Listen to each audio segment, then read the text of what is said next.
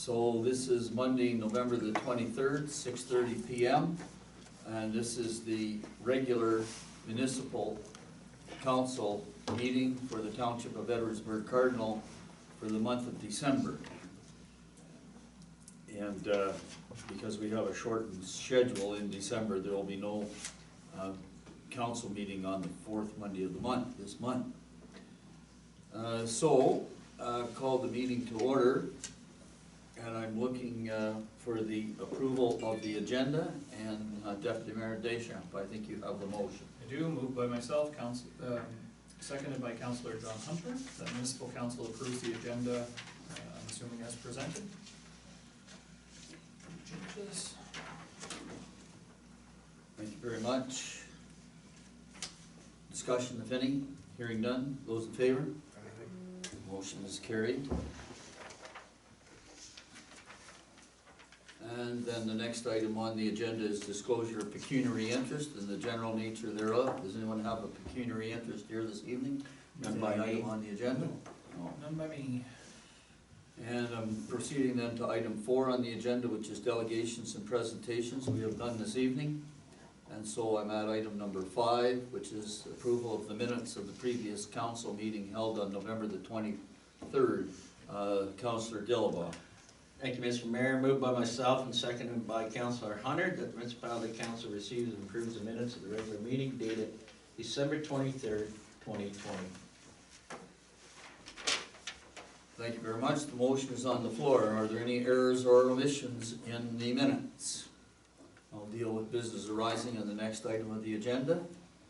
So no errors or omissions. I'm about to call the question. Those in favor? Aye. Motion is carried. And so now I'm proceeding to item 6, which is business arising from those minutes. Does anyone have any issues, questions to bring forward from those minutes? Hearing none, about to move on. And so then I'm moving to item number 7 on the agenda. Item number 7 on the agenda is approval of the various minutes of various committee meetings that were held during the month. And the first is the Public Library Board meeting of October 27th. Councillor Cameron. Yes, thank you, Mr. Mayor. It's moved by myself and seconded by Councillor Hunter that Municipal Council receives the minutes of the Public Library Board meeting dated October 27th, 2020. Thank you very much. Motion is on the floor. The minutes are up for discussion. Councillor Cameron is our representative on the Library Board. Any questions of Councillor Cameron? Hearing none, I'm about to call a question to receive the minutes. Those in favor? Aye. Motion is carried. We receive those minutes only. Those minutes are actually approved by the board themselves. So now I'm at item number 7B, which is the minutes of the public meeting held on November the 23rd. Councillor Hunter. Moved myself, second by Deputy Mayor Deschamps, that the Municipal Council received the minutes of the 4th public meeting Spencerville Well reports dated November 23rd, 2020.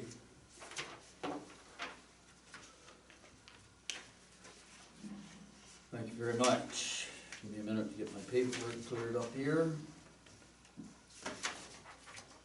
And so that public meeting was held after we had all of the well reports from the issues surrounding 32 David Street. Any discussion on the minutes of that meeting? Hearing none. About to call the question. Those in favor? Aye. Okay, motion is carried. Now just give me a minute.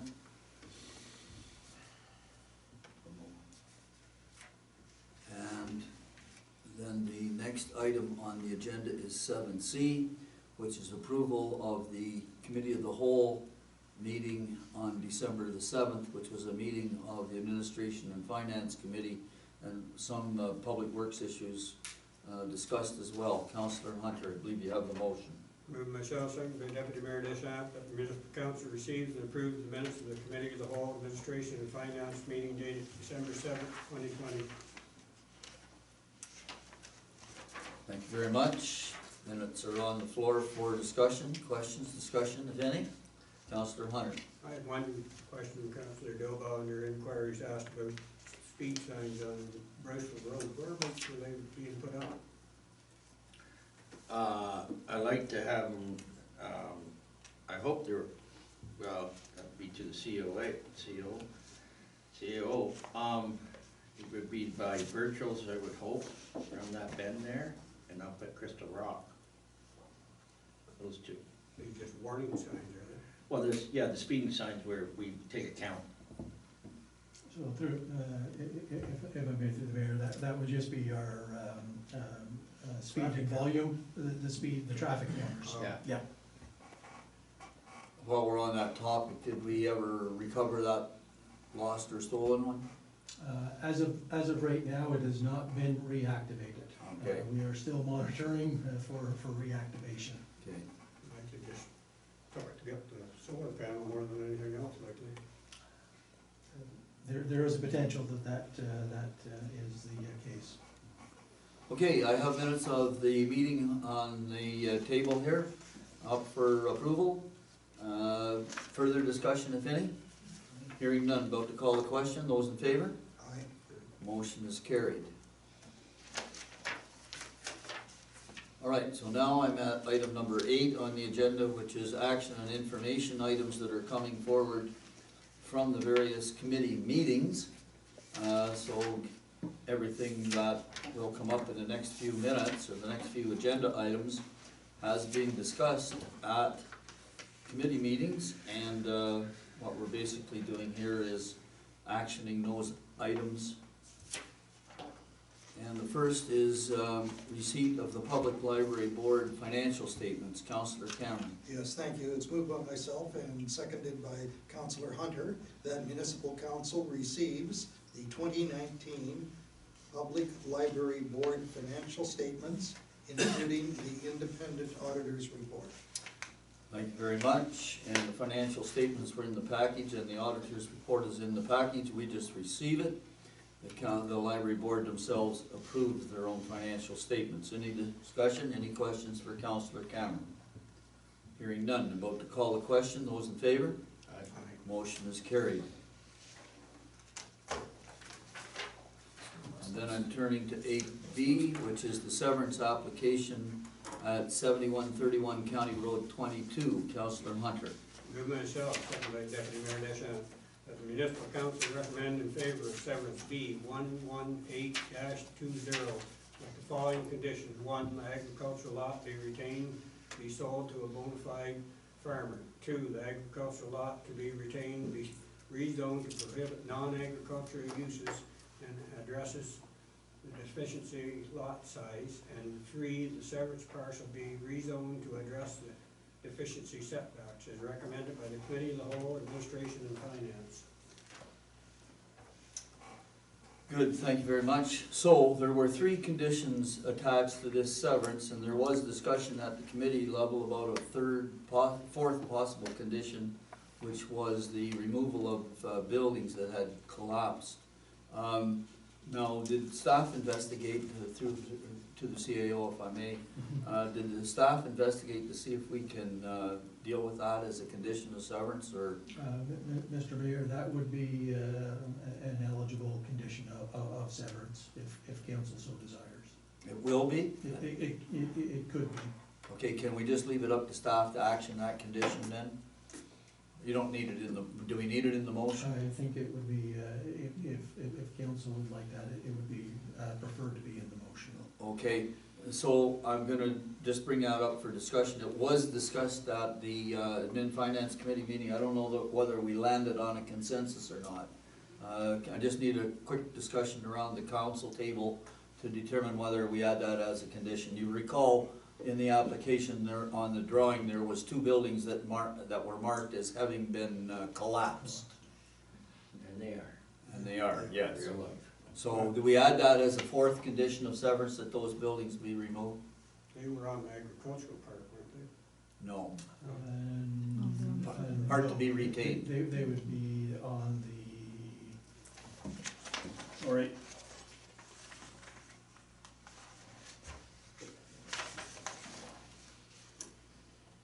They would be on the area to be Okay, but which is being retained?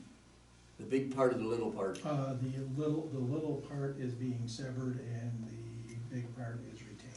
Right. And they are on the smaller part. Yeah. So just a quick question around the table, whether the council would like to see that added as a condition of severance. Yeah, I definitely would like to see it. Councilor? Yeah, if we don't do it now, maybe 20 years before we address it again. Yeah, we're on the, I thought we were on the agricultural part, we're not on that, we should be. The Deputy Mayor? So they're not on the agricultural portion. They are not on the agricultural portion, that is correct, they are not. Deputy? Yeah. They're on the agricultural portion, they'd be automatically. Okay, so I've added a fourth condition to the motion. Do I have the approval of the mover and the seconder that that would be a friendly amendment to the motion? Collapsed buildings to be removed? Yeah. Okay, it's a friendly amendment. I'm not gonna call for a vote on the amendment. I'm just gonna call for a vote on the resolution as I have it in front of me with that fourth condition added. Anybody have any additional questions? Hearing none. Those in favor of the motion? Motion is carried.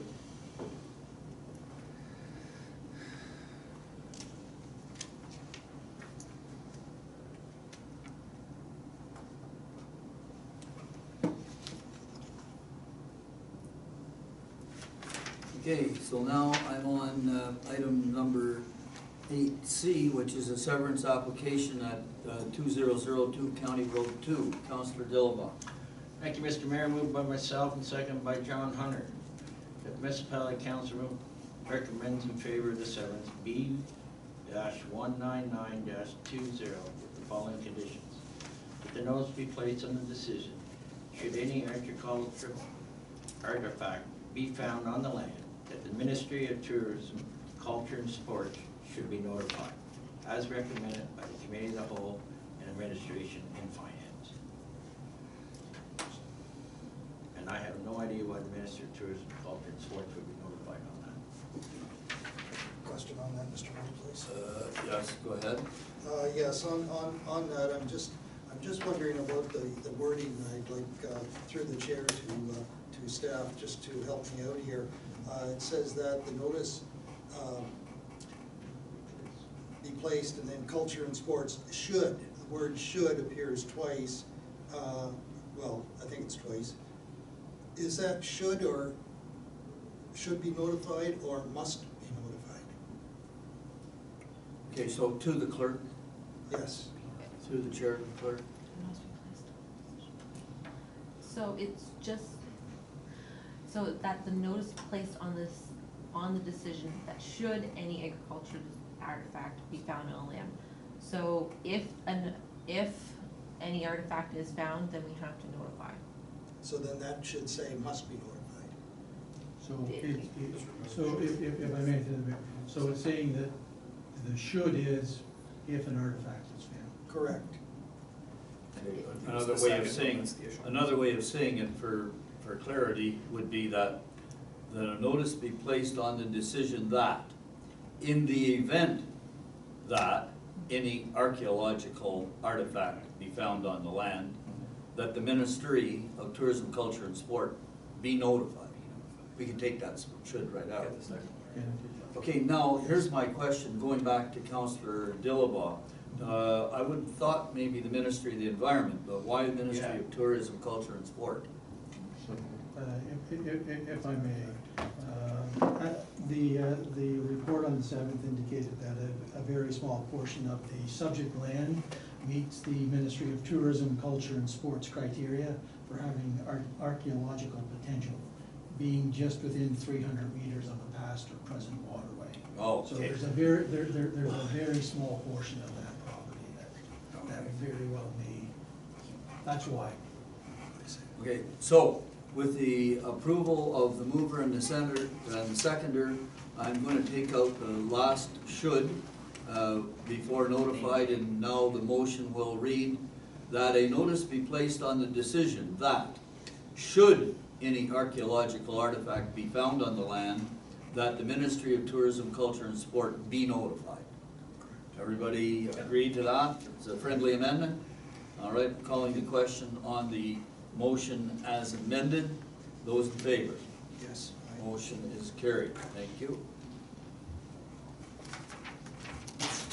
What happens at county's a different story.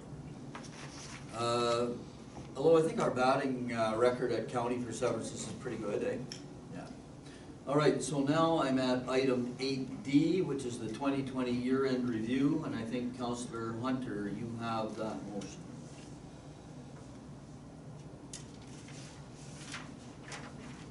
Moved myself, second by Deputy Mayor Disha, that the Municipal Council receives the 2020 year-end review report. Okay, now, discussion if any? Hearing none. I don't want to call the question on the motion without recognizing the work of the clerk, and I'm sure she had the assistance of the senior management team in putting together this 2020 year-end report. It's runs to 4 pages. We've been a very busy council during the past year, and this just highlights some of the high points. And I've taken the liberty of writing last week's column about it. I was intending to write this week's column about it too, but that got changed. But yeah, in 2 different ways, but we'll carry on. So, if there are there any other questions with the year-end review report? If there are no other questions, I'm about to call the question on the motion before the chair. Those in favor? Aye. Motion is carried.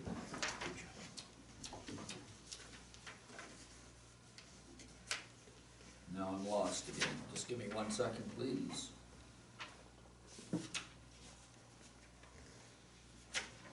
Well, the mayor is finding himself there. I'd like to add there, he stated that our council has been very busy. If we've been busy, I think our staff has been twice as busy preparing it all for us, so congratulations to a great year. Thank you for bringing that in. Okay, so now I'm going on. Item 8E on the agenda is the multi-year accessibility plan.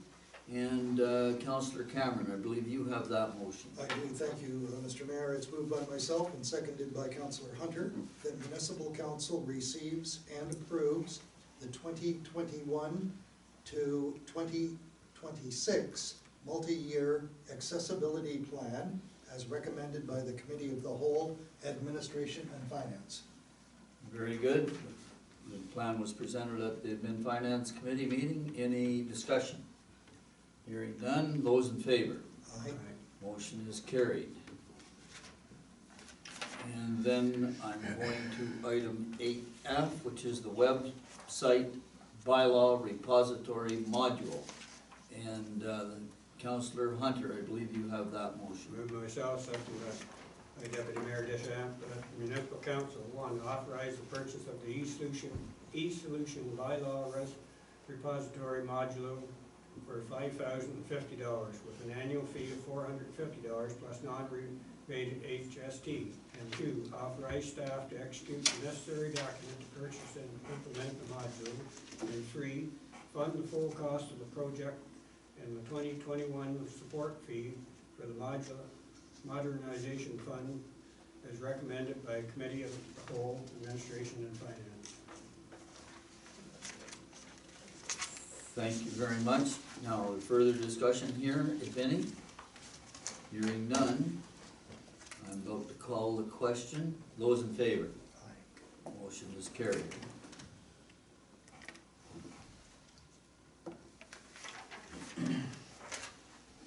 And now I'm at 8G, which is the content development for the website itself.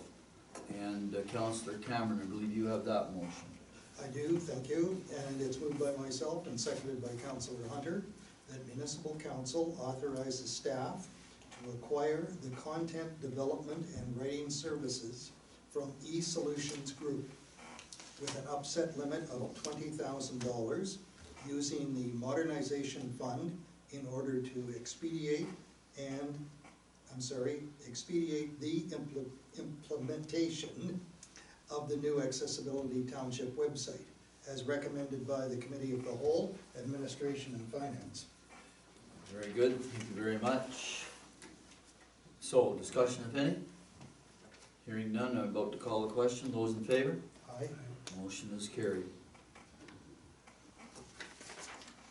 And now I'm going to item H, which is the Eastern Ontario Leadership Council Commuter Strategy Pilot Project. Councillor Dillabaugh, I believe you have that motion, and I think you'll notice that there's a slight change in the motion.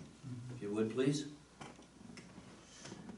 Moved by myself, seconded by Council Hunter, that Municipality Council direct staff to work with the City of Brockville, Township of Augusta, and the Town of Prescott as time permits to explore and develop a submission to Eastern Ontario Leadership Council for the community service operating between Brockville and Cardinal, and that this submission in return to Council for review and approval prior to submission.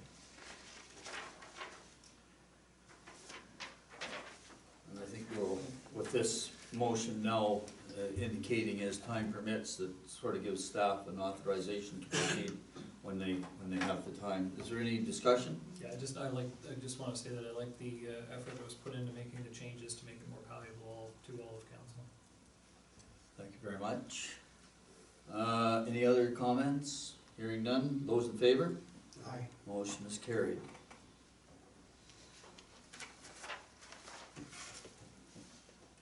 And item number 8I, Somerset Insurance Consulting Services, Councillor Cameron. Yes, thank you once again, and it's moved by myself and seconded by Deputy Mayor Deschamps. Please bear with me. Whereas the Township of Edwardsburg Cardinal, as owner of the Port of Johnstown, has a unique and extensive combination of assets, operations, and risk exposures requiring insurance coverage provided by only a limited number of reliable, experienced underwriters. And whereas the Council of Edwardsburg, of the Township of Edwardsburg Cardinal, seeks to place our coverages with only the most reliable, reputable, and financially sound underwriters, capable of providing coverages and services to respond to this unique portfolio risks. And whereas the preparation of a request for proposal and the evaluation of the proposals received requires the expert advice and assistance of an independent third-party expert with an insurance industry background. Now and therefore be it resolved that the Council of the Corporation of the Township of Edwardsburg Cardinal engage the services of Somerset Insurance Consulting, bracketed Mr. Stephen White, out of bracket, to assist and advise staff with the development and issuance of a request for proposal, bracketed RFP, out of bracket, for March 1st, 2021. Renewal of insurance coverages for both the Township of Edwardsburg Cardinal and the Port of Johnstown, with coverages and deductibilities similar or equal to those existing in the current insurance portfolio. And further, that the terms of engagement include evaluating the proposals received in response to the RFP and working with staff to select the most financially advantageous combination of coverages, deductibilities, and premiums received from reliable, reputable, and financially stable underwriters,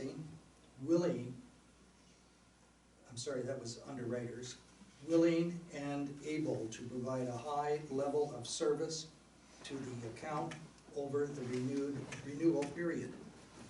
And further, that the consulting fee be set at $10,000 plus HST plus prior agreement expenses as per the proposal and quotation received on June 25th, 2020. And further, that the overall cost be funded equally between the Township of Edwardsburg Cardinal and the Port of Johnstown. Thank you very much. Discussion if any?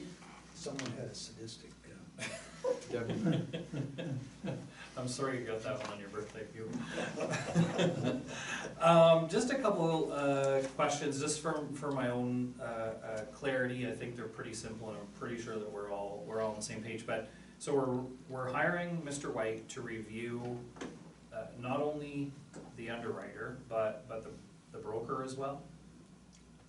He will be acting as a consultant, not as a broker, to help construct the RFP and to evaluate the RFPs. There's only a limited number of underwriters that are capable of taking on this risk. And so ultimately, out of what, sorry if I may, what we'll end up coming out of this could be a replacement for not only the broker, but for whoever underwrites? Yep. Okay, all right, I just wanna make sure that I was 100% clear on, I was a little off on what it was.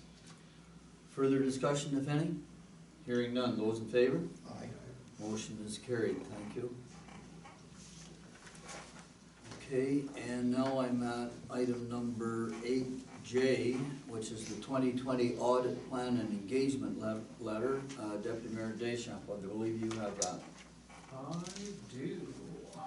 Moved by myself, seconded by Councillor John Hunter, that Municipal Council receives the 2020 audit plan and authorizes the mayor to sign the engagement letter to the auditors as a requirement of the annual audit, and directs staff to draft a response to the fraud questionnaire based on council's input, and bring the fraud questionnaire back to council in January for review and approval. Okay, so, now, discussion if any? No discussion, okay. So, I'm gonna call the question on the motion. Those in favor? Aye. All right, so now, you've all received copies of the audit plan. And the auditor now requires not only an engagement letter, which I will sign in due course, but also requires a response to his questions about fraud. And I just draw council's attention to the fact that council is responsible for putting in effect the necessary policies and procedures to detect and deal with fraud. It is not the auditor's responsibility to examine for fraud or to necessarily look for fraud. That is clearly not within the realm of his engagement. His engagement is solely to express an opinion on the financial statements which are prepared and presented by management. That's our staff. That's all he does, is express an opinion. Now, if, and I've covered this off in the letter of response to his engagement letter last year, if in the case of his audit, he finds something which jumps out at him in the way of fraud, we've asked him to report that immediately to the governing body through the office of the mayor. But the main point that I want to bring to your attention here is that although I will be signing both the engagement letter and the response letter, it is all of council's responsibility. The responsibility doesn't rest on my shoulders. So, I think, unless I miss my guess, I've called the question on the motion, and so we're moving on.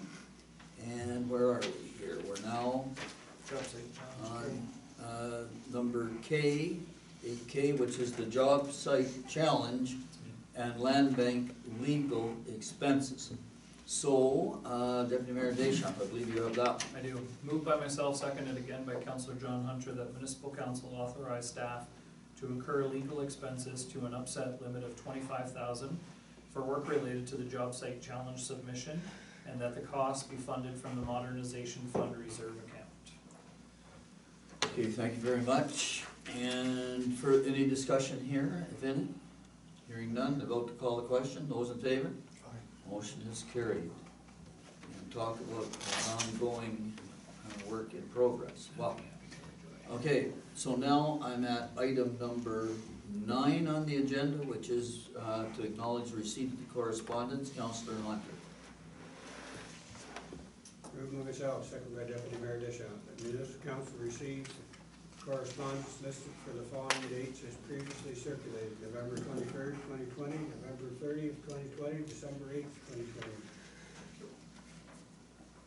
Thank you very much. About to call the question. Those in favor? Motion is carried. And just for information of the folks that are here tonight, every letter that is sent to either the mayor or the mayor and council, or sometimes it's directed to staff, if it's got to do with a municipal issue, is bundled into a package, which we call our correspondence packages. And we get those packages about once a week. We've received 3 since the last meeting. And any member of council is welcome to raise any issue that arises from any one of those letters to the level of an item on an agenda, on a committee agenda, or actually on a council agenda. So that's why we don't deal with this with correspondence in detail in the public agenda.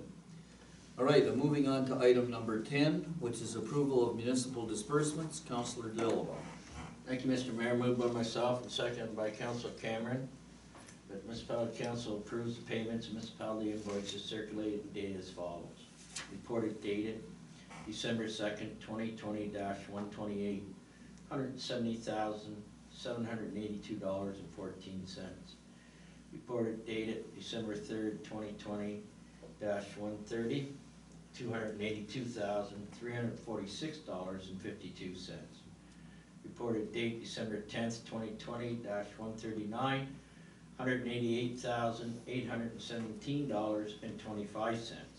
Reported date December 10th, 2020-140, $778,616.49. Total $1,420,562.40. So thank you very much. This is the final level of approval before checks are released.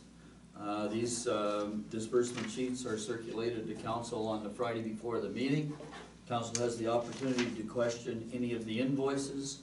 And again, at this meeting, anyone have any questions related to the motion or the disbursement sheets? Councillor Hunter.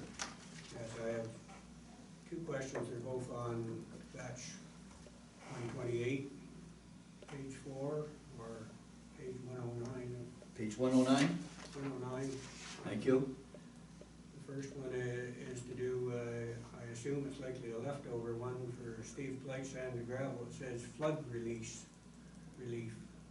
That something we did in the spring, or haven't any flooding during the summers? Through the chair to the treasurer.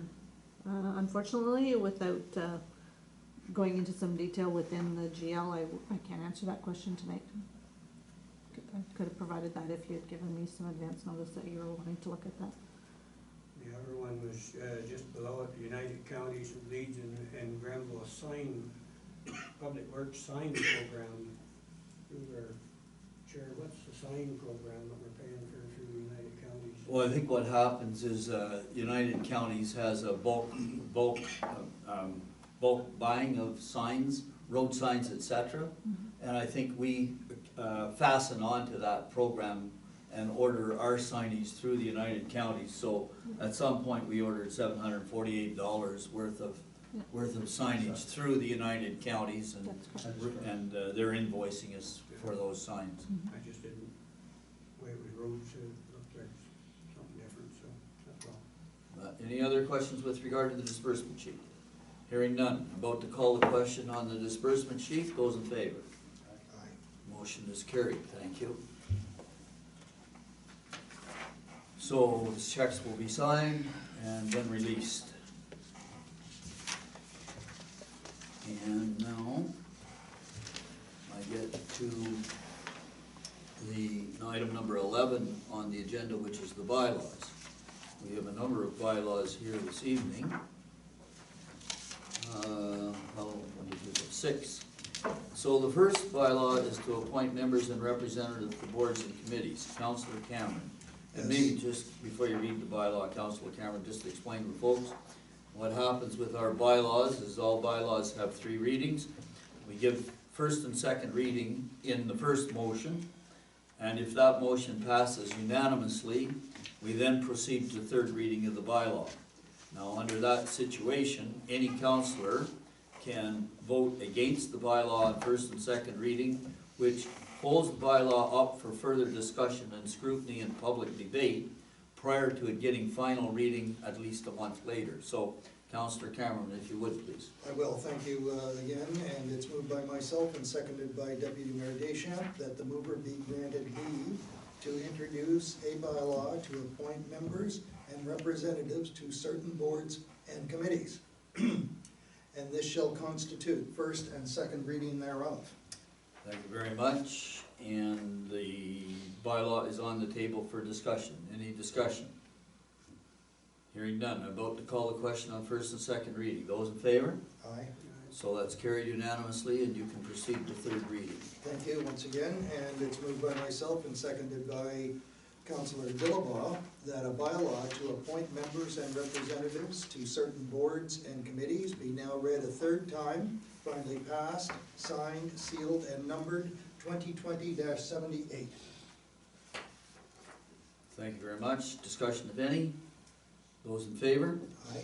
Motion is carried. Bylaw will come into force and effect immediately, or when signed, I guess, eh? When signed? Correct. And so number 11B, which is to amend bylaw 2012-05, which is the bylaw which sets building permit fees. Deputy Mayor Deschamps.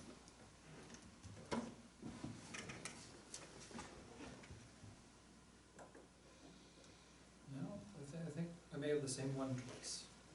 Well, you probably do, first and second reading First and and then second, third. okay, so it's about privately owned swimming pools? Yeah. Yeah. We capture them all in the same Yeah, bylaw. okay. So moved by myself, seconded by Councillor John Hunter, that the mover be granted leave to introduce a bylaw to amend bylaw 2012-05 as amended, being a bylaw respecting permits relating to construction, demolition, change of use, inspections, and privately owned swimming pools. And this shall constitute first and second reading thereof. Okay, thank you very much. That wording threw me off. Yeah, well, it does get a bit tricky. Yeah. Yeah. So, discussion if any? Hearing none, those in favor? Aye. Motion is carried, and we have held the necessary public meeting to inform the public of the changes to the building permit fees, and we received the minutes of that meeting earlier in the meeting. So that had unanimous unanimous approval. It can proceed to third reading, please. Moved by myself, seconded by Councillor John Hunter, that a bylaw to amend bylaw 2012-05 as amended, being a bylaw respecting permits relating to construction, demolition, change of use, inspections, and privately owned swimming pools, be now read a third time and finally passed, signed, sealed, and numbered 2020-79. Thank you very much. Discussion? Hearing none, those in favor? Motion is carried. Bylaw will come into force in effect, I think the fees come into effect on the 1st of January, am I correct? That is correct.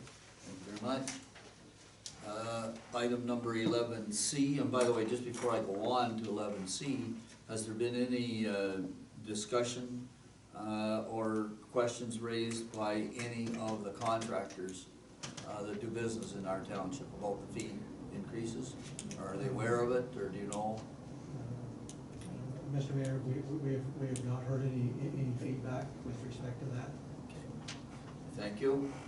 All right, now bylaw 11C is a bylaw for an extension agreement with Mr. Shaver.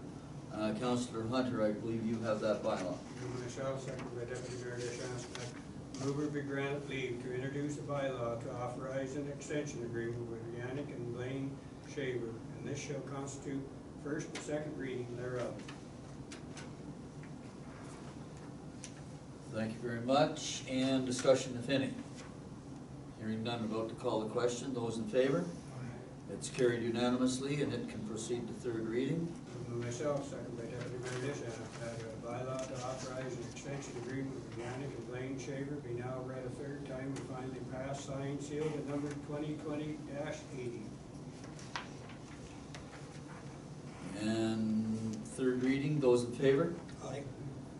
Motion is carried for those again, for the folks here, an extension agreement is an extension of the time to pay taxes due, and it's a mechanism that councils are allowed to use to provide folks with a little bit of extra time, and it can only be approved by council and administered by the treasurer to ensure that the extension agreement, the terms of the extension agreement are lived up to once it's adopted by council. So I'm on 11D now, which is a zoning bylaw amendment for 2140 Dundas Street. Councillor Cameron. Yes, thank you, Mr. Mayor. Moved by myself and seconded by Councillor Dillabaugh that the mover be granted leave to introduce a bylaw to amend the zoning bylaw 2012-35 as amended, bracketed 2140 Dundas / Whitney/African Bronze Honey, out of bracket, and this shall constitute first and second reading thereof. Thank you very much. Discussion, if any? And hearing none, about to call the question. Those in favor? Motion is carried, and it's carried unanimously, and that bylaw can proceed to third reading, please. Yes, once again, thank you. It's moved by myself and seconded by Councillor Dillabaugh that a bylaw to amend the zoning bylaw 2012-35 as amended, bracketed 2140 Dundas Street / Whitney/African Bronze Honey, out of bracket, be now read a third time and finally passed, signed, sealed, and numbered 2020-81. Thank you very much. Third reading, discussion, hearing none. Those in favor? Just a comment? Oh, go ahead. Comment before. No, I wanted to commend the people from African Bronze Honey to taking into account and certainly listening to the many concerns that the residents of the neighborhood have brought forward. I think you've done a great job in changing your proposal several times to meet not only your needs, but what the residents would like to see as well. So, well done. Comment, Mr. Mayor? Councillor Cameron. Yes, I'd just like to point out that I see the warehouse has been taken off the table. I must say that'll make my daughter quite happy, thank you. So this is kind of a back to basics kind of bylaw to get a new site agreement in place, and then the proponents will proceed step by step from that point. So I'm calling the question again. Those in favor? Aye. Motion is carried unanimously. The bylaw goes into effect and signed. All right, and now I'm at 11E, which is the Port Community Capital Project Funding Policy. Councillor Dillabaugh. Thank you, Mr. Mayor. Moved by myself and seconded by Councillor Cameron that the mover be granted leave to introduce a bylaw to repeal bylaw 2020-22, being a bylaw to adopt community capital project funding policy for the Port of Johnstown that shall constitute first, second reading thereof.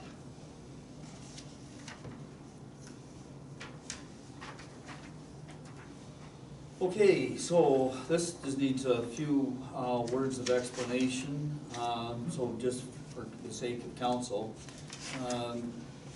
So the Port Capital Projects program was originally destined to be a 5-year project at $75,000 per year. And because it extended beyond the terms of council, that project had to have bylaw status. And so it got bylaw status last year, which meant that any change we wanted to make to any of the policy had to have bylaw status as well. So we had a long discussion at the November Port Management Committee meeting about some changes that we were looking to make in the policy, and we actually agreed at that meeting to make those changes. Mr. Daly made the changes, and unfortunately they got to the clerk's office too late for the bylaw to be changed at the November meeting of council. And so that left the old policy in effect as of the last meeting of council, which was on November 23rd, I think. At that meeting, Deputy Mayor Deschamps brought up an issue that he wanted to see discussed, and so that discussion has to take place at the Port Management Committee.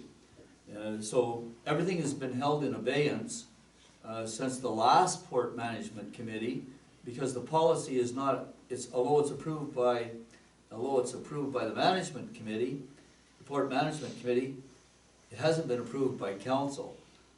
By repealing that bylaw and indicating that this project is no longer a 5-year project, it's just a year-by-year project, we now clear the decks for Wednesday night's meeting at the Port Management Committee, and any changes we make to the policy at the meeting will be within the purview of the terms of reference of the Port Management Committee. Have I put that out correctly? That is correct. Okay, so we're repealing the bylaw, and I'm gonna call the question on first and second reading. Those in favor? Aye. Okay, so that's carried unanimously, and now I need the motion to give that bylaw, to repeal that bylaw, third reading.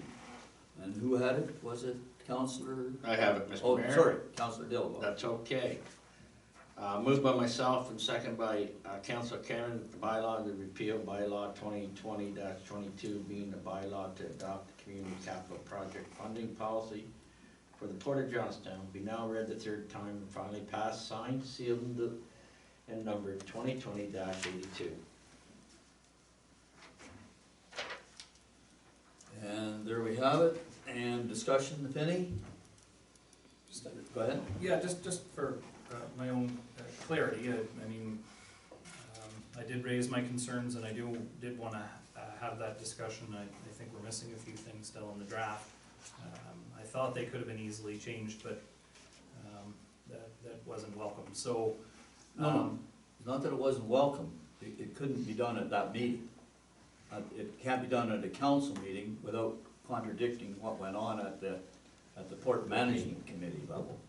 We had a recommendation from the Port Management Committee in front of us, and so to get that reversed, we have to go back to them. Not that it's not welcome, it's just procedure. yeah, okay, sure. So just so that I'm clear on it, we're still in a 5-year program. No, as of third reading, we won't be. Right? Have I got that correct? It just will not have the bylaw status, I guess, that's the way to put it. So through the chair, it's it's rewording of the policy. So at the March 2020 Port Management Committee, the proposal came forward for it to be a 5-year project. And that's all fine and good as long as the Port Management approves the budget each year for the $75,000 to be annually subject for this policy. So where we locked with council was that the policy in multiple occasions referenced a 5-year term, which exceeds the term of council. If we just remove the 5-year portion, it no longer is an issue of a council direction and a council bylaw that's needed. So we take that 5-year out, the $75,000, no matter what, is going to be an annual budget amount within the Port Management's budget, and then everything is clear. It's just tying up loose ends.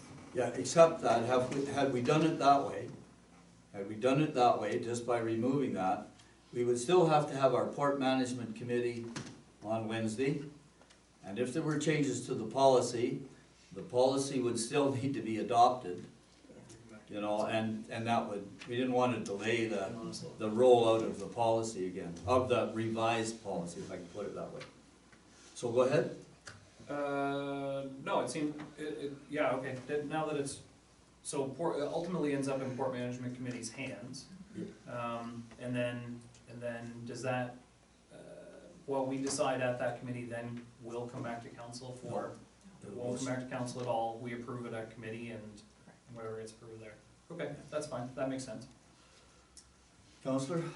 Just for a bit of clarity on it, we're doing it this way, and basically it leaves it in the hands of the budget of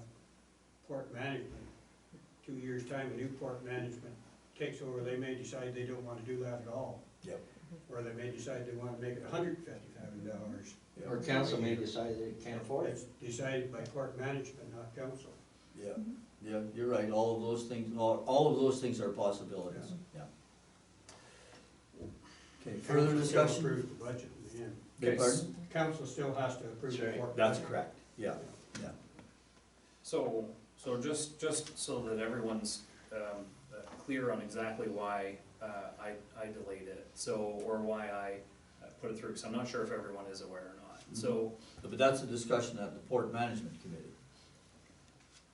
well, I sort of agree, but we're also now changing and removing the bylaw so that we can accommodate that discussion at the Port Committee on Wednesday night. That's correct. Right, so ultimately, people may not agree with what we're doing right now, if they don't know exactly why we're doing it.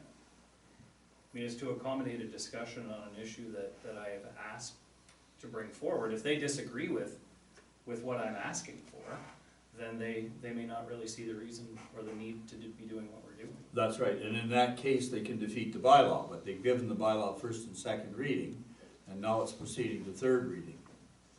So it's up to council. I mean, if they turn down third reading, then it's not repealed. And then whatever happens at the meeting on the 16th has to be approved by council. Now, we do have a special council meeting scheduled for the 16th following the Port Management Committee meeting, but the purpose of that meeting has been outlined as approving either one or two agreements that the port manager has been working on since about August, September, and he believes that he has those two agreements at the point where they need to be given bylaw status. So that's the purpose of the meeting on the 16th, right? Right. So the question is, can we add another bylaw to that meeting which is already scheduled? And the other part of the question is it necessary?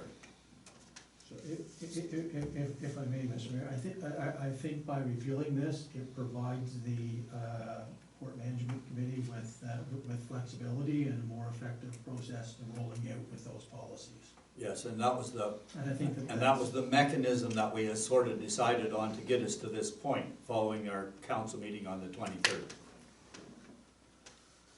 Okay, further discussion, if any? So the council clearly has the option here of repealing or not repealing by either voting for or against the motion that's presently on the table. Further discussion? I'm about to call a question. Those in favor of a third reading? Okay, so I've got one. Those opposed to third reading? No, I'm good. You're good? Yeah, I'm good. Okay, so Wasn't my intention, the motion gets approved, the motion gets carried, third reading is carried, the bylaw is repealed. Okay, so now we're on item 11F, which is the estimates and rates for the Spencerville sewer system. Councillor Hunter. I just, through the mayor, through our CEO, just before I read this and the information given to us, we're given one sheet here stating the different rates for different places. But I assume there's another sheet that goes with this, because this Spencer Street and Bennett Street and Water Street and Henderson Street on here, and there's a lot of other streets that aren't mentioned on here, so I assume there's a lot more, another sheet that must go with this for rates.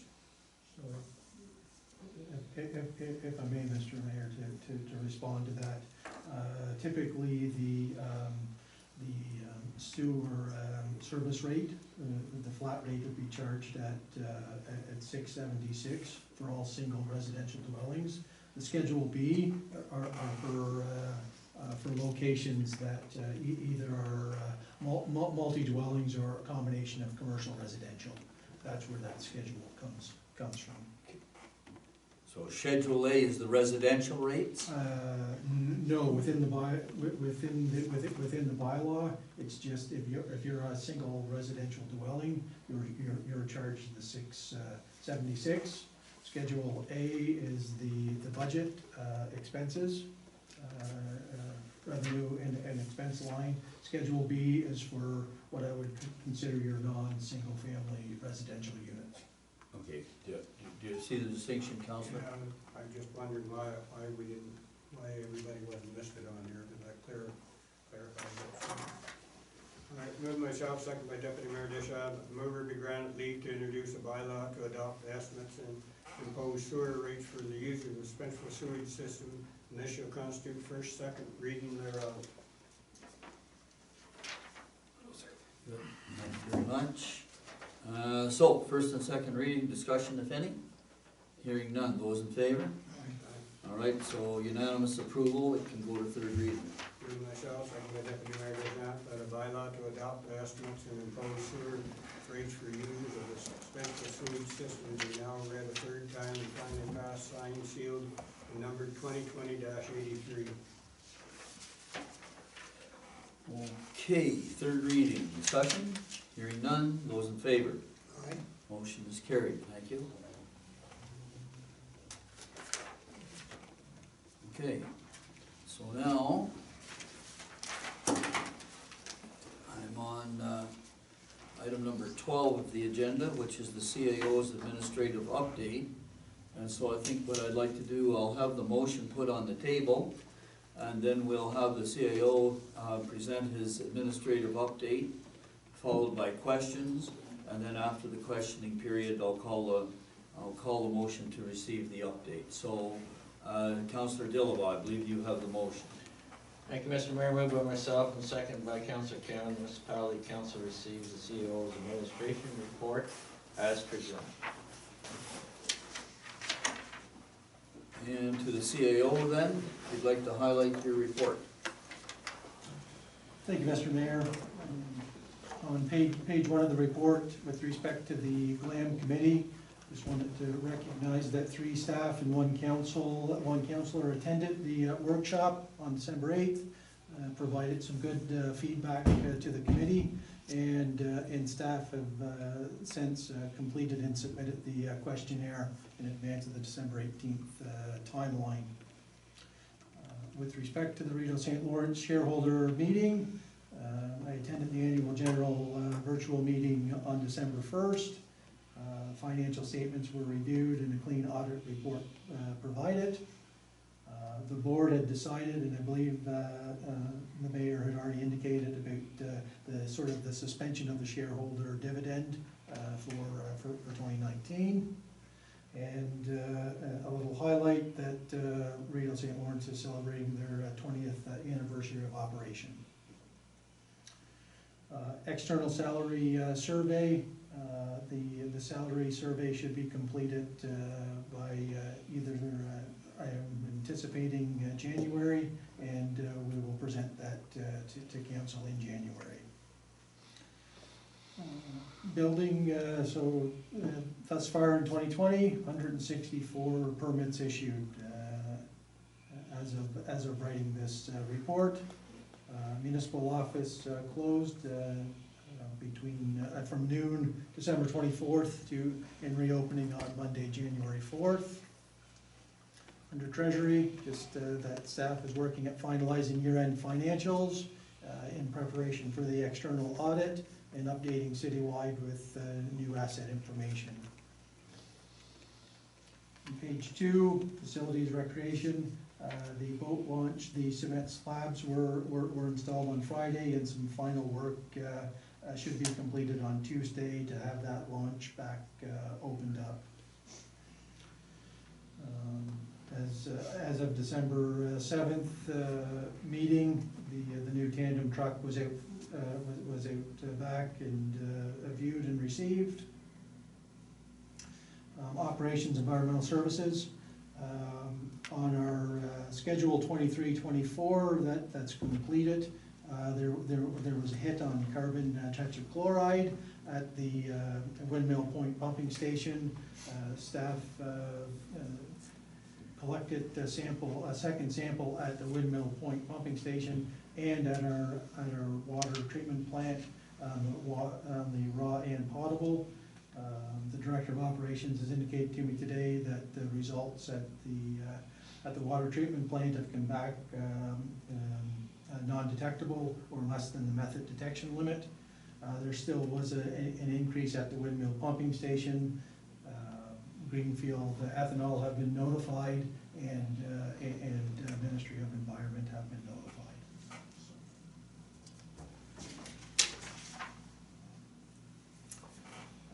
Operations, page 3, with respect to the municipal drains, draft report is expected to be received for initial comment by mid-January. If that timeline is reached, typically if it's sent out to the other environmental agencies, you're looking at about a 90 to 120 day turnaround for their comments. So I think long and short for the County Road 2 Newport drain, for a meeting to consider that draft report, we're looking at spring of 2021. Oh, my goodness. Yes.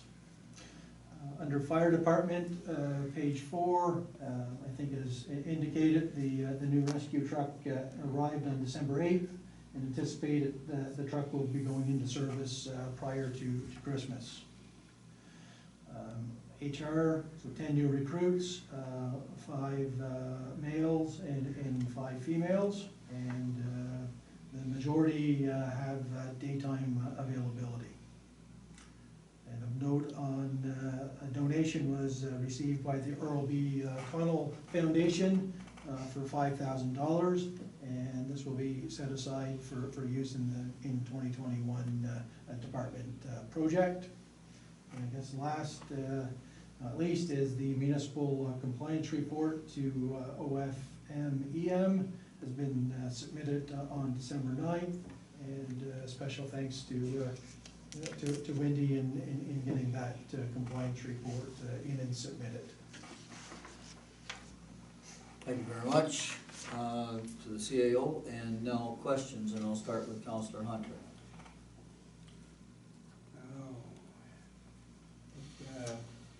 Our water tetrachloride coming in, and we detect where it's coming from, or is there any information of where it's coming from? So through the mayor, and I'll refer to, I do not believe that we have any source identified at this particular time. MOE will be looking I would anticipate that MECP will be doing some additional follow-up on that end of it. And for our fleet there, we did receive the one truck, when we got any confirmation when the next international truck's coming, it's going to be here this month, or? I am not 100% sure on timeline. Go ahead. Through the chair, speaking with the road supervisor, and he's been in contact with the Viking company who's installing the plow and the gear in Kingston, and the vehicle will not, they're backlogged, and the vehicle won't be available till the first week in January. Excuse me, until when? First week in January is what they've said. They're at a point now where there will be fines issued for being late by Rush. I can't remember what the amount was, but they're looking at a daily fine being issued levied against them for every day they're late getting on that period. So I suppose that'll give them some incentive to get going. One more question through your operation through the chair of our operation manager. Our card lock system is now everybody's using it now? Everybody in Public Works is using it now. Each vehicle's been issued a fob, so it identifies the vehicle. And it's my understanding that in the new year, the fire department is looking at using the system in Cardinal. Deputy Mayor? Yeah, 2 quick ones. Mr. Spencer's not here, but just a quick one about boat launch. Is the cement's installed, is there further work to be done? Through the mayor, there is some additional tidy up that they're looking at doing, I believe hopefully tomorrow, if I'm understanding correctly. Have we received any feedback in regard to it so far? I have not received any direct feedback at this time. Well, it's not accessible, so. No. Yeah, No. it was used, I think. Second question, through the mayor to CEO, again, hockey arenas. Maintaining the status quo, I'm assuming, when will we be reviewing the protocols again? Through the mayor, I'm going to say that Mr. Spencer is reviewing those on a regular basis as the situation changes. And we'll take a little harder look now that we've moved from green to yellow and evaluate based on that. Thanks. Going on around, Councillor County. I just want to go back to the boat launch one more time. Do we have any idea of what additional work is going to be done tomorrow, if possible? Through the mayor, I'm going to say that there's a little bit more stone, gravel work to be done and some cleanup to the best of my knowledge. Okay, thank you. Councillor Dillabaugh. I'm not gonna hit you up on the boat launch. I got the card lock system, it says PM for truck 4, 5, and 6. Is that the only trucks that are using the card lock? What's that? No, Truck that's 4, a 5, separate, and 6. sorry, through the chair, that's a separate sentence. I believe that's just, the PMs have been done for 4, 5, 6, period, and card lock system installed at Piston and Card.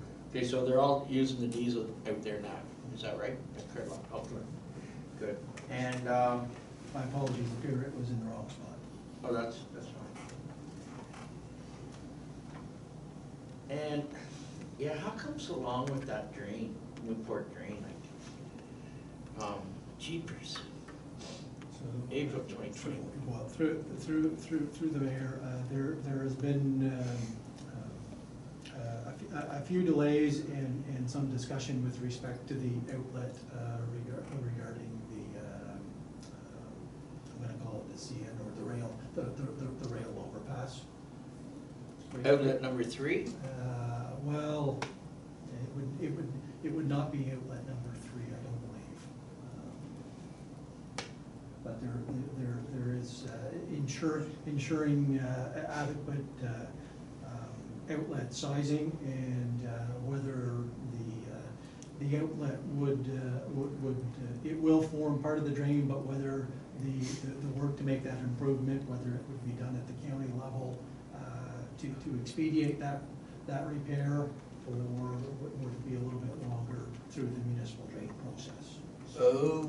So that's the hope is that, and in speaking with the county, I believe that they're going to have the engineer with respect to their project, perform those upgrades so that they'll get done sooner than later. At county expense?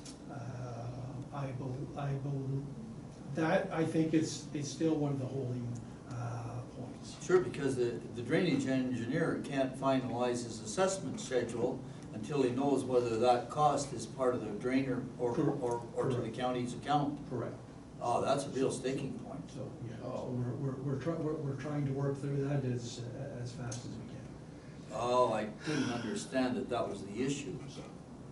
Is there anything before you leave for good, Mr. Mayor? You could help us out on that? Well, I'm not leaving county council. I know you're not leaving, but I mean, I think you're going to the bottom again. I mean, Oh, jeez, he hurts. Oh. I shouldn't say that. I believe we're making some headway. That's a major issue, because if that cost goes back to the drain, then all the benefiters of the drain pay. If the county accepts it as a county project, then the county pays and all that cost comes off the off the benefiters of the drain. So that's. I was under the impression that county was gonna take that as a county cost. Yes, and I believe so, just confirming. But we won't find out until April of 2021, right? Oh, no, Well, we'll find out well, before then. So hopefully the draft report will be here mid-January, but that draft report needs to go to the Conservation Authority and the Department of Oceans and Fisheries, or Fisheries and Oceans, for their comments and feedback, before that draft report can be in its finalized draft state, in order to have the meeting for consideration. Oh, seriously? Yes. Oh, okay. And that's just for the part that we went through the other night, that's not No, this is going completely- north either, is it? So Like through- north through- of Fourth Street and So Albert? through the mayor, this is a completely separate item, Yeah, okay. yes. This is more affecting Jones Rail and Yes. everybody up through there. That's for, This is more the Newport Drive, County Road 2 area, Yeah. where the flooding hit. drains, took over drains the house. back into Prescott as well. Yeah. Yes. Prescott will have a levy in this too, won't it? Oh, yeah. So through the mayor, I haven't seen the assessment report, but, But it's up in there's a extension of the subdivision. but I do believe that there probably will be a portion of that. Long time coming. Yeah. Oh, okay, one more? Oh, yeah, I see, geez, I don't know how that got by me.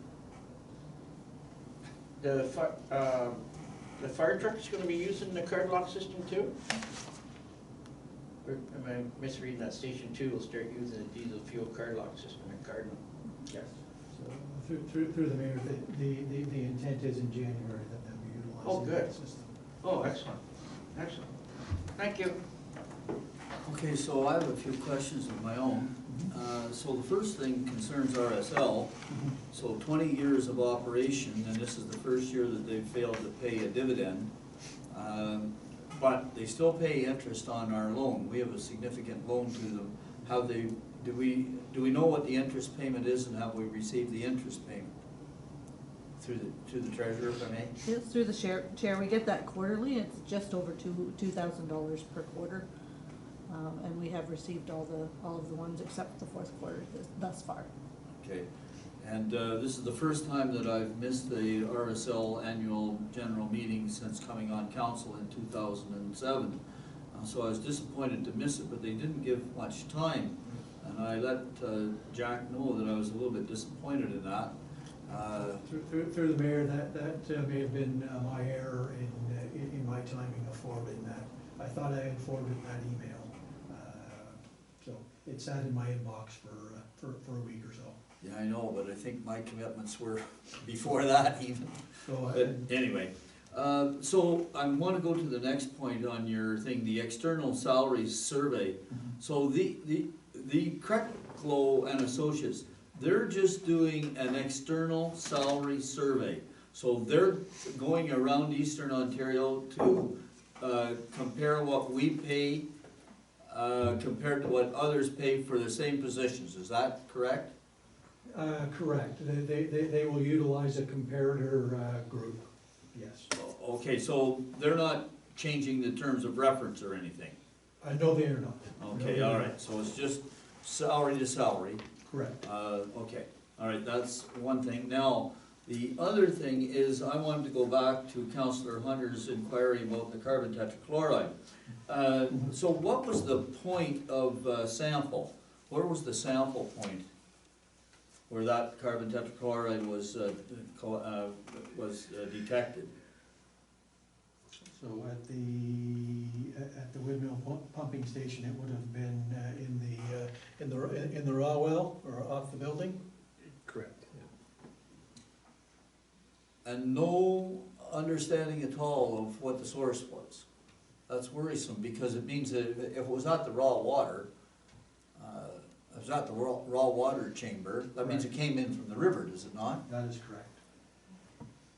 Oh my. And so now, when they did the follow-up samples, there was no detection? That is incorrect. That is incorrect. There was a reduced concentration at the windmill, and there was no detection at the Cardinal Water Plant.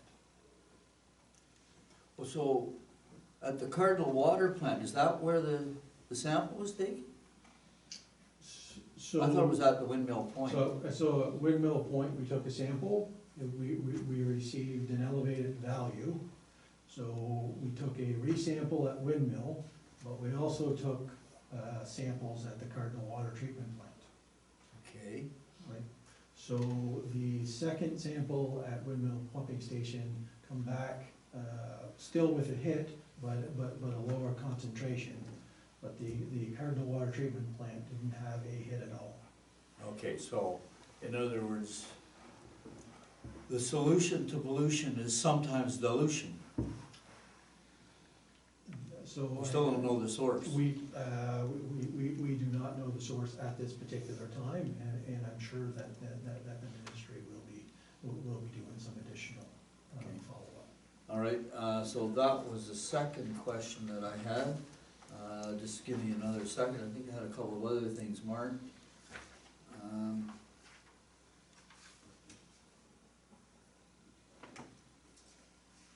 No, those were the only ones. So much for the report. There are no other questions. I have the motion here to receive the CAO's administrative report as presented. If there are no other questions, I'm gonna call the question on the motion. Those in favor? Aye. Motion is carried. Thank you. And so now I'm at item 13, which is council inquiries or notices of motion. Are there any inquiries or notices of motion here this evening? Okay, Councillor Dillabaugh. I have one, Mr. Mayor, to the CEO. I'd just like to know how our signs on Westwood Road and on 44 is coming, our speed signs. Through the mayor, I'll follow up to find timing and when a report will be back. Thank you. Okay, any other, Deputy Mayor? Just one, and I'm gonna guess you're gonna speak to it in the mayor's report, but just got a message from one of the members of Prescott Council, and they passed a resolution tonight. They suspended their procedural bylaws to pass a motion in support of the Prescott Journal, and calling upon other levels of government to encourage them to consider the emergency wage subsidy in an effort to save them. I have the motion in front of me. I know it would require that rules of procedure be suspended so that I could read that motion. Trying to get a feel for, I know we all want to support the Journal, or at least I'm getting the assumption we all want to support the Journal. It's a terrible thing that it's gone, or it could be going. And I know our next meeting of council is not until January, and I think of the utmost importance if we can get behind the Prescott motion as quickly as we can.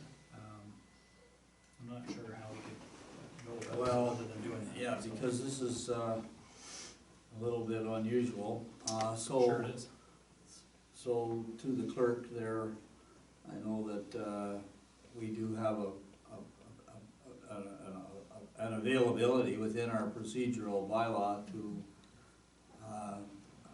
accept an emergency type motion.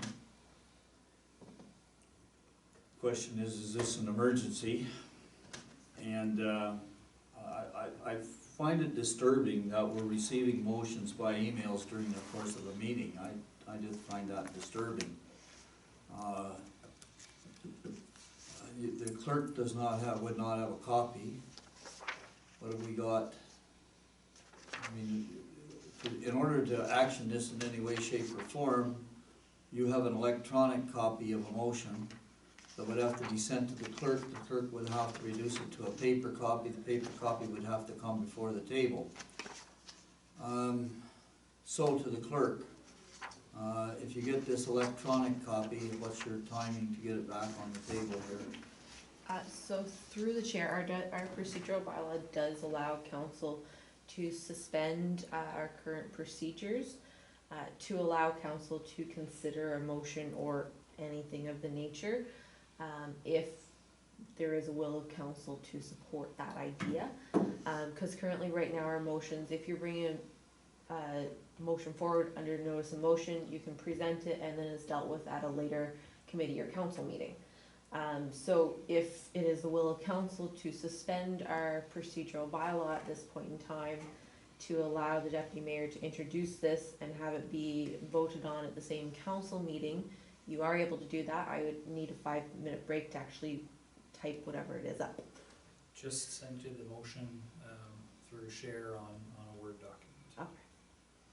All right, so the issue before the council is, do you wish to suspend the procedural bylaw for the purposes of dealing with this motion?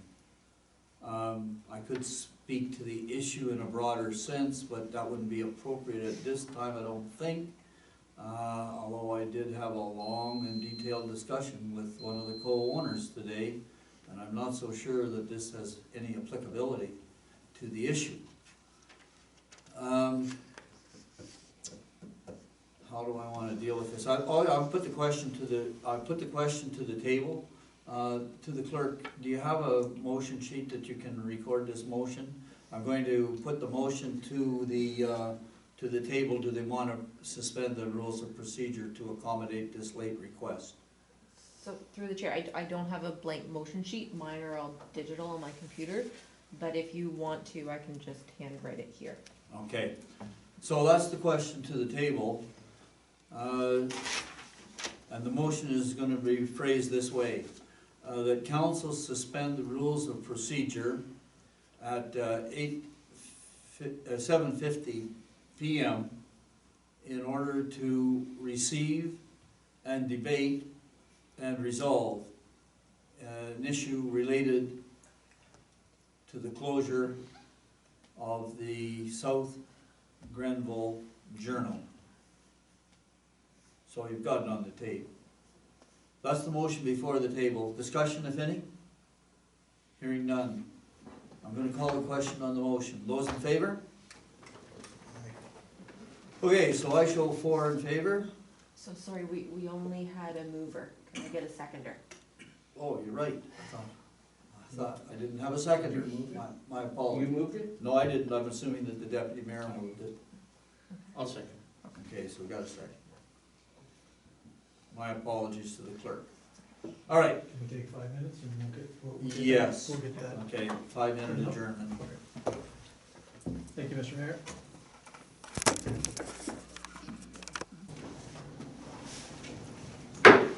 Okay, we'll call the meeting back to order. The time is 8:05.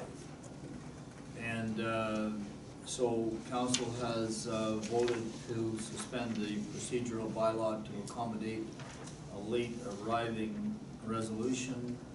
And I believe the resolution is going to be presented by Deputy Mayor Deschamps. Yes, so here we go. Moved by myself, seconded by Councillor Steve Dillabaugh.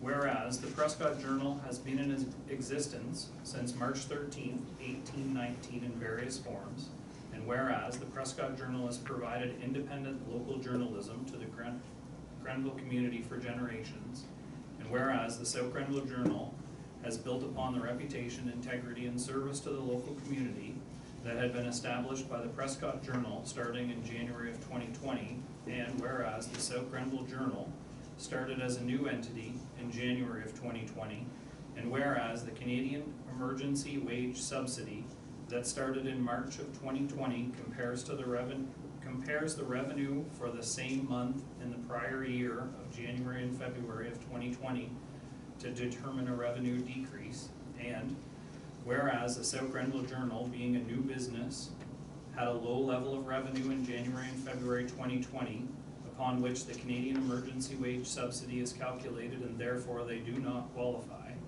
And whereas the Prescott Journal, being the predecessor of the South Grenville Journal, would have an established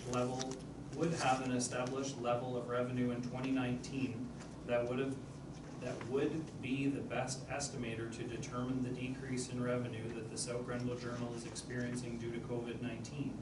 And whereas the corporation of the town of Prescott passed this motion during their December 14th, 2020 special council meeting, and whereas the council of the corporation of the township of Edwardsburg Cardinal supports the town of Prescott's resolution to seek support from the federal government on behalf of the South Grenville Journal. Now therefore be it resolved that the council of the corporation of the township of Edwardsburg Cardinal calls upon the federal government to adjust the eligibility of the Canadian emergency wage subsidy to take into account businesses like the South Grenville Journal that started prior to COVID-19 and that have a predecessor that would establish the effects COVID-19 had on the revenues of the businesses better than using January and February of 2020. And further that a copy of this resolution be sent to the Honorable Carla Qualtrough, Minister of Employment, Workforce Development and Disability Inclusion, the Honorable Jean-Yves Duclos, President of the Treasury Board, the Honorable Bill Morneau, Minister of Finance, the Honorable Michael Barrett, Member of Parliament for Leeds, Grenville, Thousand Islands and Rideau Lakes, and all the Leeds and Grenville municipalities. The Honorable Bill Morneau, Minister of Finance? I thought Minister of Finance. He was a good minister now. Isn't she? No, he's the President of the Treasury Board. No, he's not. He's out of politics altogether. The Minister of Finance is Christopher Freeland. Krista Freeland. Yeah. Goodness sakes, the Prescott Yes, Council points Switch that. approve this? Freeland. Yeah, it's Christopher. Krista? Yeah. Christia, isn't it?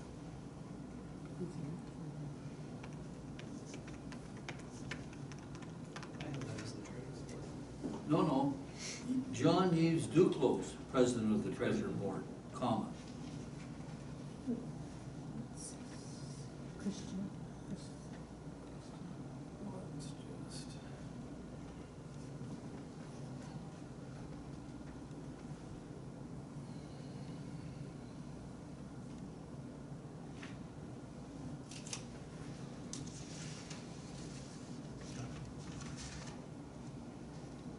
Okay, the motion coming forward? Yeah, once I fix it. You don't have to fix it there, it's gonna be fixed on the copy that I've got. It's fixed on the copy you have.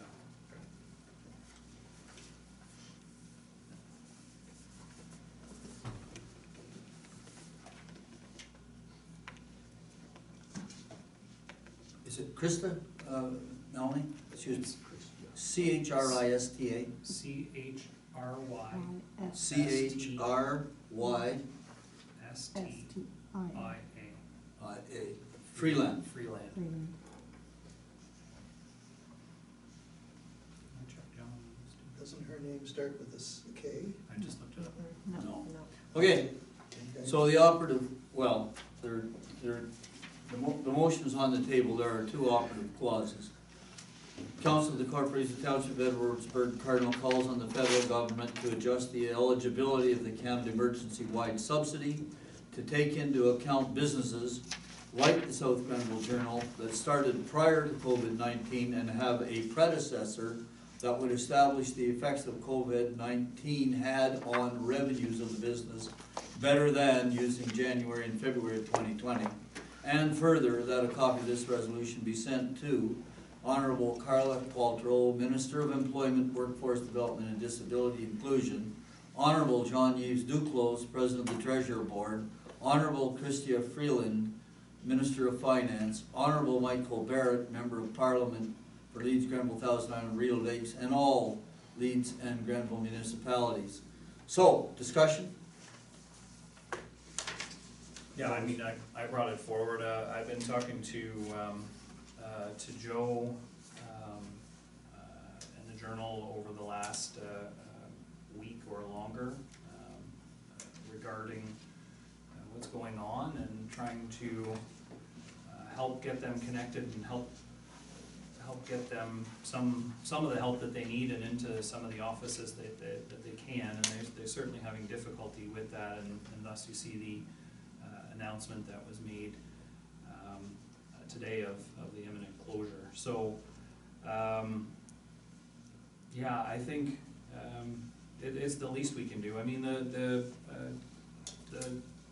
Prescott Journal, or now the South Grenville Journal, has certainly been a voice of this area for a long time. It's supported, you know, the residents of South Grenville. It's been a great small town weekly. I was excited to see Michael and Kate take over, and you know, excited for what they could bring to it, being, you know, not one of the big guys, not post media, speaking of local politics and local events, and having kids' art in their newspaper. It was certainly something that I saw as having great possibility moving forward, and it's unfortunate that, you know, that they bought it and became a victim of COVID because, you know, of the way that the numbers fall. And I think the least we can do as a township is, for the support that they've offered us over many years, is use our voice certainly to push forward and help businesses like this and others that could be in the same situation, you know, receive a benefit that's been widely available to so many other businesses. Other speakers here? Well, I'm gonna support the motion, but I'm gonna just indicate that earlier today I had a long talk with one of the co-owners, and it's not as simple as it looks, as it never is in business, and it's not the imminent closure. The business is closed. It was announced this morning. There will be no paper this week. They have ceased operations, period. And, you know, in my discussion with the co-owners, they had the option of pursuing one of these grants, but the key to the grant was that, you know, the grant might keep them going for another 6 months, but at the end of 6 months, unless the economy has improved drastically and the businesses that they serve are prepared to spend money on print advertising again, they wouldn't survive past the 6 month anyway. So then that just digs the hole that much deeper, and if during the next 2 years they're forced to close, then the grant becomes repayable, which just makes the hole that much deeper. Now, this is according to the grant that they were pursuing, and so I don't think that there's any, they know the business better than I do. I was in business for a long time, and I know that there comes a point, and I saw it happen to many of my friends, where the hole got too deep, and at that point you just have to face reality. And these folks have done it, and I know it's very hard on them, and it's going to be very hard on the area. But even if we were to put together 100 grand with no frills and no obligations, the feeling is that it would only last them until it was gone, and the business itself is not a survivable business. So anyway, I'm going to vote in favor of the motion to show that we support them, but I don't think we should be unrealistic in our expectations. Any further discussion? Don't call the question on the motion. Those in favor? Aye. Motion is carried. I'm going to show it carried unanimous. Unanimous? I'm going to show it carried unanimously as a sign of support. And we're moving on. And item number 14, and it wasn't on my agenda to bring it up because of the discussion that I had this morning. So just a couple of things. First of all, I announced, in my last mayor's report, I did mention Terrapine Farms at 3209 County Road 2.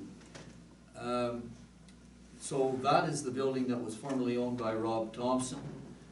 He has since sold the building. And the new owners have sent us a notice that they intend to apply for a license to grow and process marijuana. Now, I've had calls from the neighbors, the neighboring buildings on the same, not the same property, but immediate adjacent,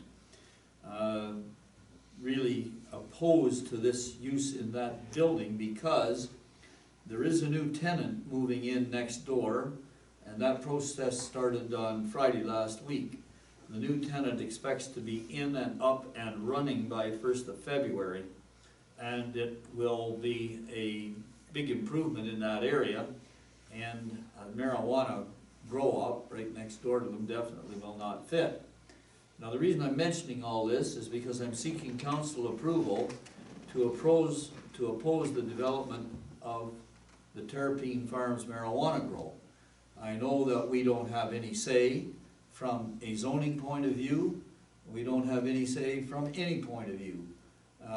But the council can still express their displeasure in writing if there's a will to do so. So I'm looking for an expression of will to do just that. And not necessarily saying that I need to have it tonight, but I will bring it up in the form of a motion in January. Mr. Mayor? Go ahead. Could you be a little more explicit on the exact location?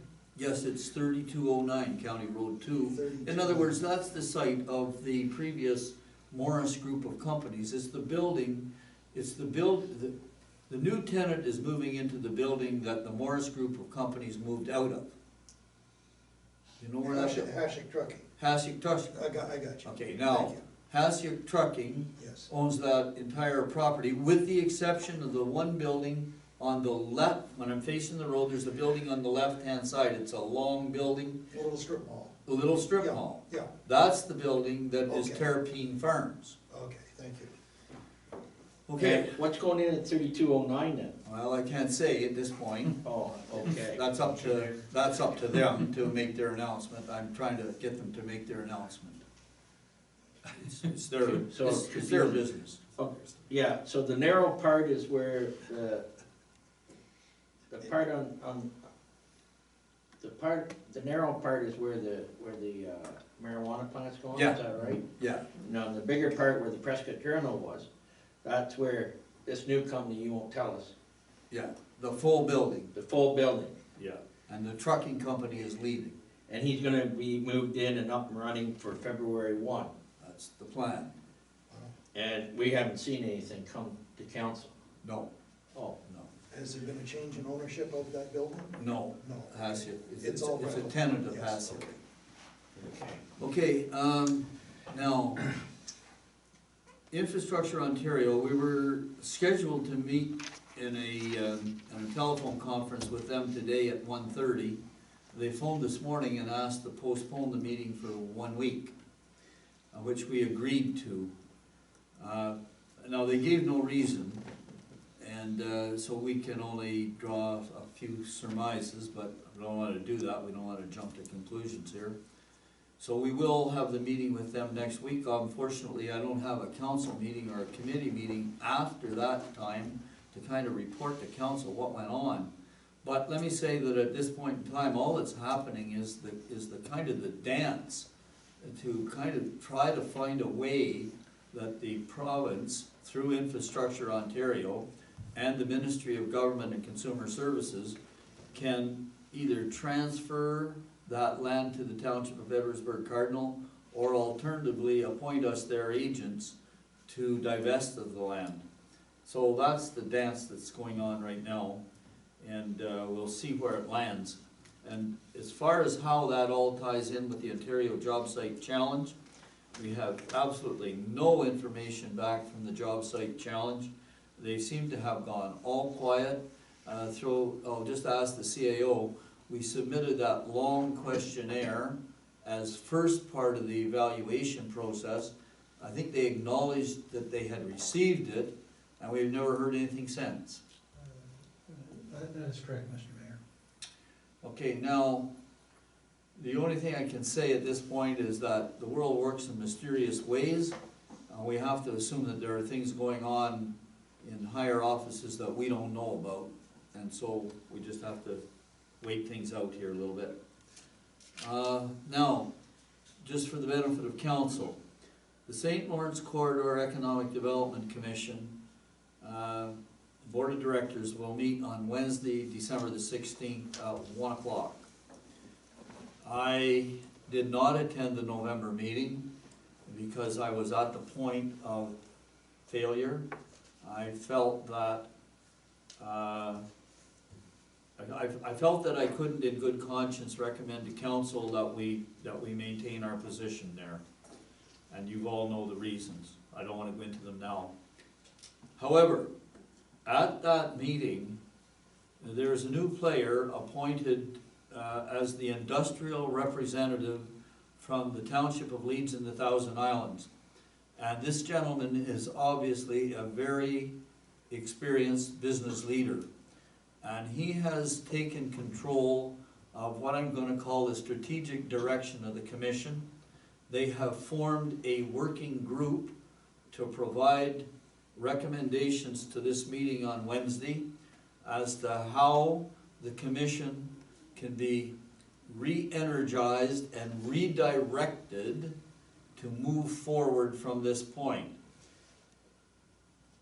I didn't have any faith that the board of directors would have the confidence to make the changes that are necessary until I talked to this gentleman on the weekend. Spent a good half hour with him.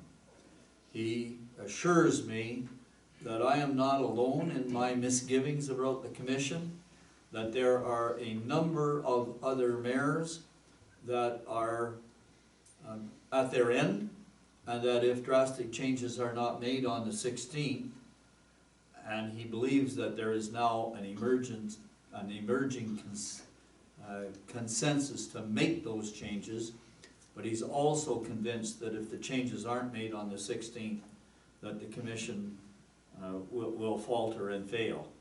So I'm just reporting that to council. I have no way of getting back to you in a proper manner other than to issue a report through the office of the CAO after the 16th. And I think that that's probably what I will do. I'll just make a short report, 1 page, send it to the CAO and ask him to distribute it to members of council. So that's my report, and looking forward to the motion to receive the mayor's report. I think Deputy Mayor Deschamps, you have that motion. I do. Moved by myself, seconded by Councillor John Hunter, that Municipal Council receives the mayor's report as presented. Very good. Questions, if any? Hearing none, those in favor? Aye. Motion is carried. And that's that. And so item 15 is a question period. We have none. Item 16 is a closed session. We have none. Item number 17 is the confirmatory bylaw. And Councillor Cameron, I believe you have the confirmatory bylaw. That is correct. Thank you, Mr. Mayor. Moved by myself, seconded by Councillor Dillabaugh, that a bylaw to adopt, confirm, and ratify matters dealt with by resolution be now passed, signed, sealed, and numbered 2020-84. Good, thank you very much. Those in favor? Aye. Motion is carried. And now we're at item number 18, adjournment, and Councillor Hunter. Moved by myself, seconded by Deputy Mayor Deschamps, that the Municipal Council does now adjourn at 8:25 p.m. Thank you very much. Those in favor? Aye. Motion is carried. Thank you.